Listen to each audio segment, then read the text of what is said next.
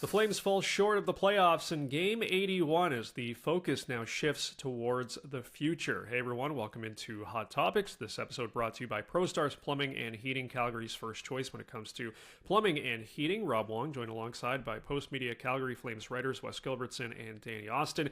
And guys, a tough one on Tuesday night. The out-of-town scoreboard was not kind to the Flames, with St. Louis and Minnesota both picking up victories, ending Calgary's playoff hopes. Still, one game remaining on Thursday against the LA Kings. Danny, I know you and Wes have talked about this being a season where the Flames were not expected to accomplish anything remotely close to what they almost did. But how do you put what we've seen this year in a perspective? I mean, what a year. For me, unequivocally, without hesitation, I think that the guys in the coach's room, the guys in the locker room, it's their job to win games. You can have the debate about whether this team should have tanked. I don't care. Like, you go have that debate. The guys in the rink, their job is to win as many hockey games as possible. I was looking it up yesterday. I think the preseason over-under on most of the betting sites was 80.5 points. This team may finish with, 96? So they've blown past the expectations. And I really do believe that that's a positive. It has not come easy for this group. Like, it really, really hasn't. And I think that that's important for people to sort of remember. I mean, Anthony Mantha was expected to be a top two-line guy. They lost him for most of the year. They basically had no centers for good portions of the year. And the style that they had to play was a grinding, exhausting style. And they stayed in the fight until game 81.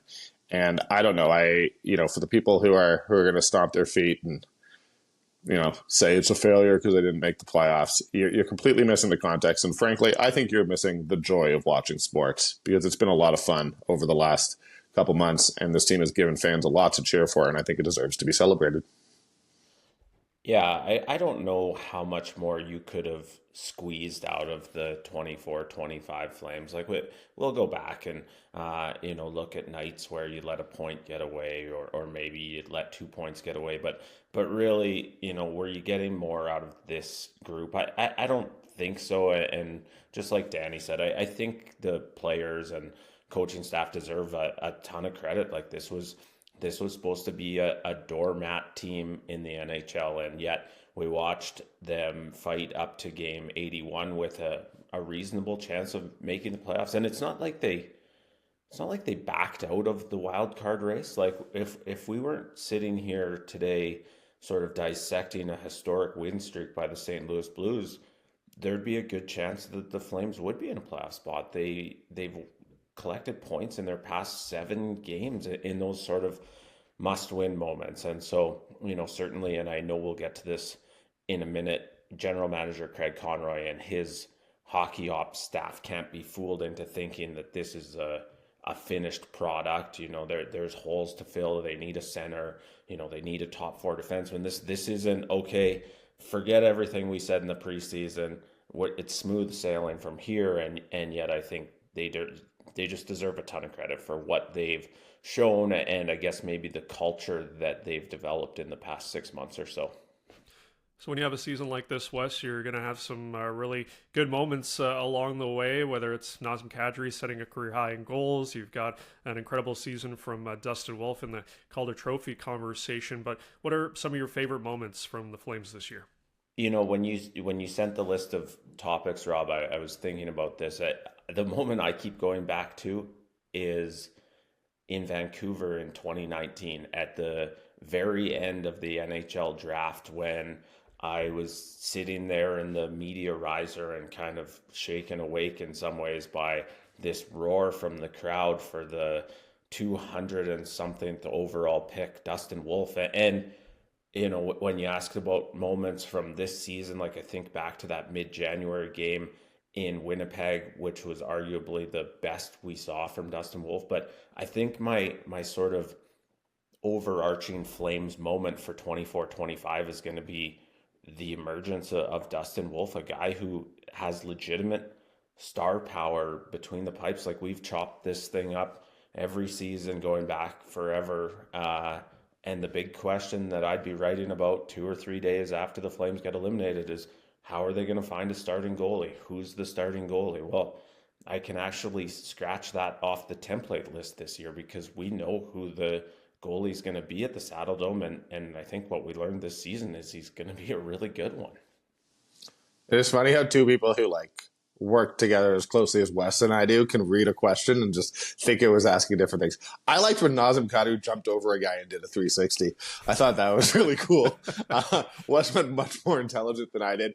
But there were a bunch. The New Year's Eve game, when the Saddle Dome isn't always the best rink in the NHL. It can be quiet on some nights, but when it really gets going, it's as much fun, if not better, than anywhere. And New Year's against the Canucks was just absolutely incredible. There was a second period. There were a ton of fights. It was, everyone was a little bit rowdy. It was New Year's. I was drinking chamomile tea. I will say that last Friday against the Minnesota Wild is that was a huge game, and that's why people might want to play in Calgary, is because you get to experience that sort of atmosphere. I will also say that last night, Mackenzie Weegar coming out and doing a scrum with us, where I'll be honest, I had two versions of my end of season story written, and I had to scrap them both, because what Mackenzie Weegar said was, he was like, look, people are going to be sad and disappointed, but for me, it's man, what a great fight, and really appreciating the process. As a reporter, I see the San Jose's and Chicago's, and maybe they have bright futures, but I'm not all that interested in covering a season. Someone else can do that, where the team has absolutely no hope from day one. And I think that Mackenzie Weegar's appreciation of, despite falling short, the value in the fight and how much fun it was to be part of the fight, for me, was really moving and a little bit inspiring. Well, lastly, as you guys have talked there about Dustin Wolf and some of the defensemen here, there's always conversation about how to build a team, and building from the back out is always a good way to go about things. But Danny, as you look at this roster, there's been a lot of improvements, and a lot of internal improvements, I should say, and a lot of future coming down the pipeline with some players that we didn't even get a chance to see maybe yet, Zane Parekh and others, of course. But if you're Craig Conroy and you're taking a look at the off-season here, this is clearly a team that is taking a step and moving in the right direction, but how do they get from where they are, being on the outside, looking into maybe next year actually getting it? I mean, that's the extent of the goal. I don't think you're a Stanley Cup contender next year, so I would hope that a team that already has some long-term veteran contracts on the books is not going out and assuming that they're one or two moves away from winning the Stanley Cup. They're not, if you can do some tweaking. But, next year I want to see Sam Honzek. I want to see Zane Parekh. I want to see the young guys in the league. And that may not necessarily mean that they get 7 or 8 more points in the standings. I mean, next year I don't know if it's going to be a regression, but it may not be a huge leap forward. And that's okay. You are in a retooling process, and there's going to need to be patience required. If they stay in the fight next year and maybe do make the first round, I think that is something worth, celebrating and being happy about.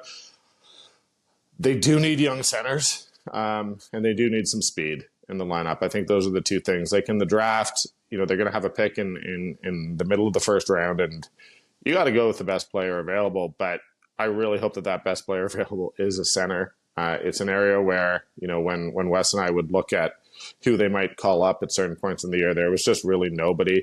They've signed Carter King, a Calgary kid, but a college free agent out of the University of Denver. They got Carter Wilkie in there. But the reality is that they are very light at center in the prospect pool, and that needs to be a priority, young centers.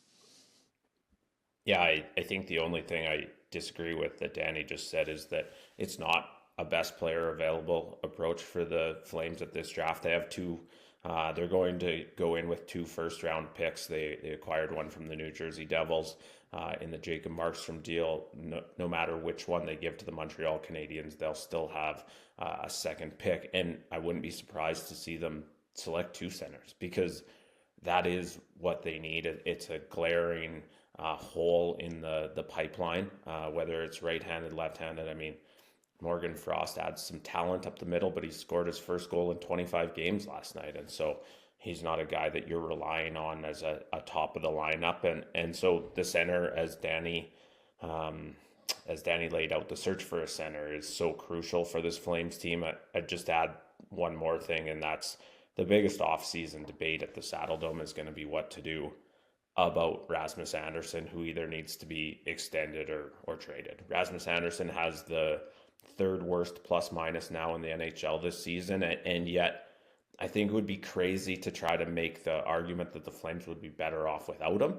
The question is, what are you willing to pay and how long are you willing to pay it for? And I think those negotiations and the outcome of them will be really interesting. You know, are the Flames willing to commit term to a guy who will be 30 when his next contract kicks in? And if they're not, are they willing to walk away from a guy that a lot of people thought might be their next captain? That's the biggest storyline for me of the summer, is what ultimately happens with number 4.